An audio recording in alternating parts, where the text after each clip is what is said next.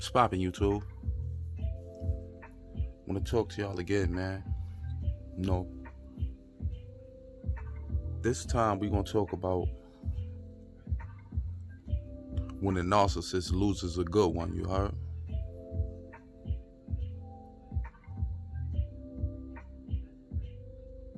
Now, like, when I first started really getting into this shit, like really getting into this shit, like on a different level,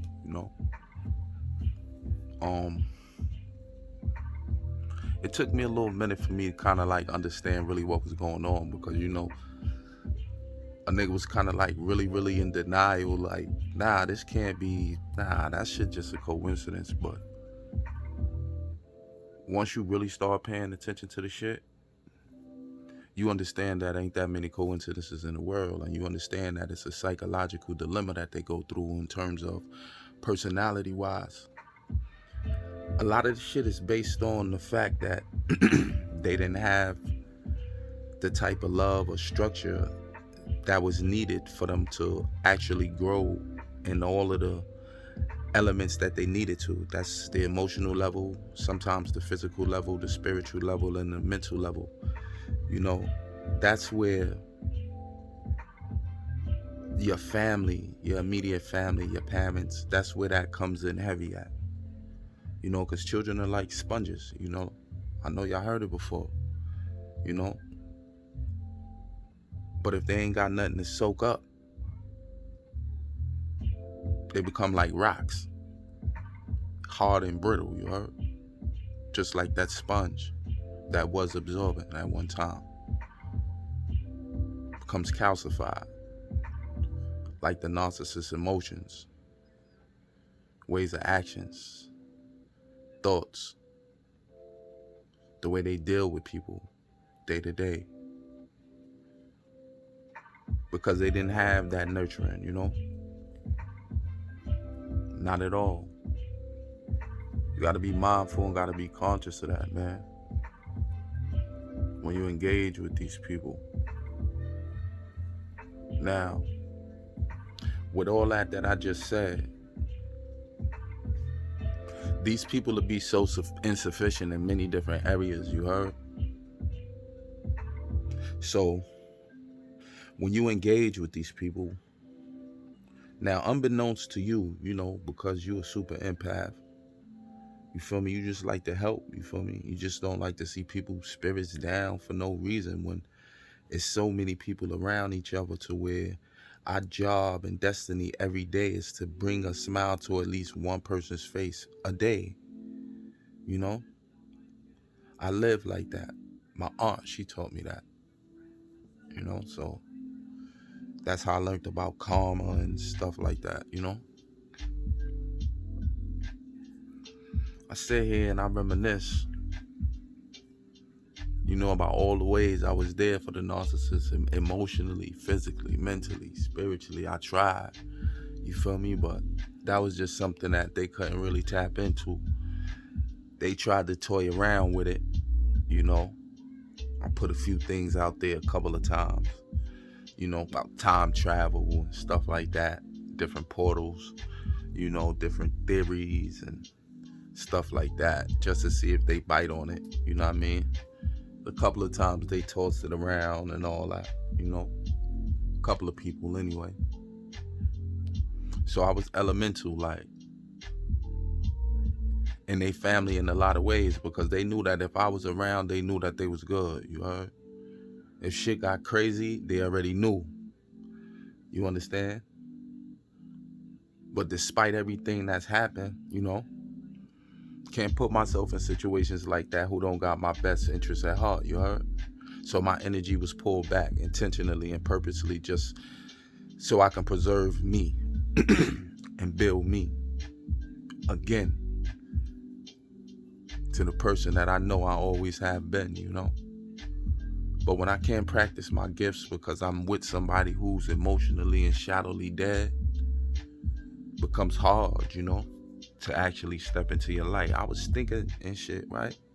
And I was like, a lot of the reasons why I went through a lot of things that I went through was because instead of me putting myself first and realizing what's best for me on an emotional and a spiritual level, being a super empath, I always wanted to decrease my vibration and try to help another. You understand?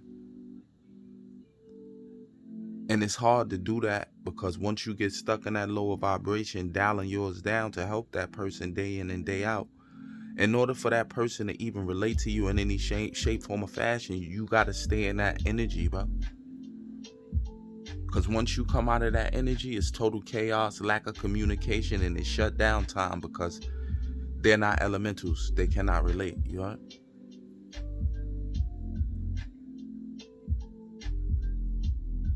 So, with so many elements that I touched inside my Narc's life, I know what the person going through. I mean, you come from a situation and you come from a household where your parents, you know what I'm saying, didn't really instill certain things in you. Y'all didn't have like a regular schedule for certain things. Y'all didn't have like family traditions. Y'all didn't even follow most of the American traditions, Christmas and Thanksgiving. And it was just like every now and then y'all will do something. You know what I mean? Certain holidays when children are around, you got to celebrate all of those. Give them an opportunity. You understand? Because you know when they get amongst their friends and they go to school, that's going to be the topic of the subject. Oh, what did you do for this? Last thing you want your child to be able to do is say, nah, I ain't do nothing, or have to lie and live into the reality that other people around them is being blessed on these certain days for whatever. It don't have to mean whatever they say that it means. You can tell them you're celebrating it because, hey, it's a good day for us or whatever, but this is the reason why we celebrate it, but this is what it's supposed to mean. You know, you got to dig in with your children. They didn't have that. So me, yeah, you right, Mystic, you heard? I was like a beacon of light when I came around that motherfucker, you heard? There's dark as shit in there, you heard? Dark as shit, bro. Not even gonna hold you. It's like a world full of shadows, you heard? This is one of them times where I really felt what my slogan is, man. My slogan, since I was a teenager, has been, it's hard being an angel in a world full of demons, you heard? That's been my slogan, you heard? Since I was a youth, you heard? When I walked into that house, I felt all the essence of that. Anytime I went over there. That's why I never really went over there. So for them not to have me around, and for them not to have me on the type of shit to where it's structured, I already had several family members already tell me, damn, I wish she would have stayed with you. And that's on everything I love, you heard? She was better off with you, bro. On everything I love. Damn, now she, I don't know what she was thinking.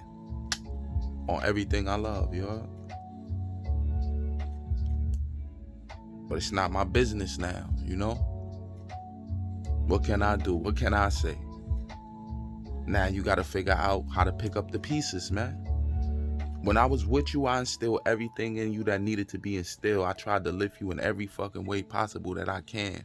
Every way that a man should try to lift somebody that he with, that he care about. And despite that shit, you still trampled all over my feelings, nigga.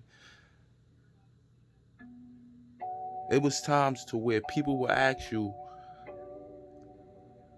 yo, that's your boyfriend? You would tell motherfuckers, that's not my baby father. And I didn't even really say nothing about it, you know what I'm saying?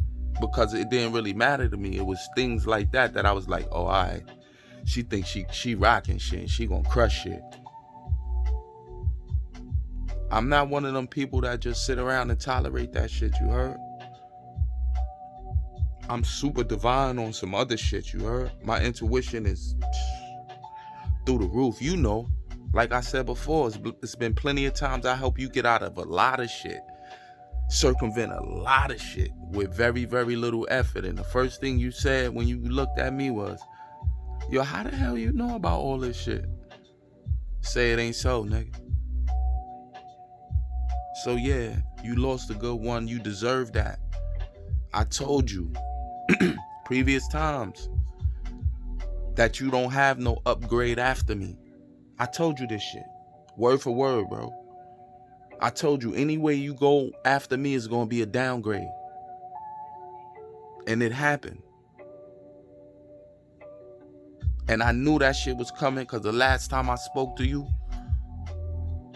and we had that 3-hour conversation and I asked you, so how do you feel with your new life? You know, how's everything going? You know, you look wherever you was looking, but said right in that phone, to be honest, I really don't know anymore.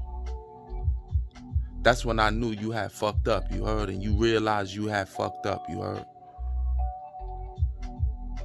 And as you started to call more frequently, I started not to answer more frequently, you heard?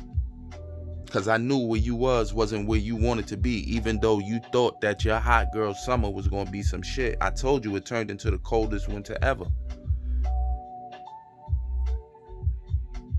You lost the greatest thing that could have ever happened to you, man, at a time in your life where you had nothing to do but progress. I didn't require anything from you in no shape, form, or fashion except just to be there, take care of the kids while I run out and do certain things I need to do, whether it's work, shopping, whatever.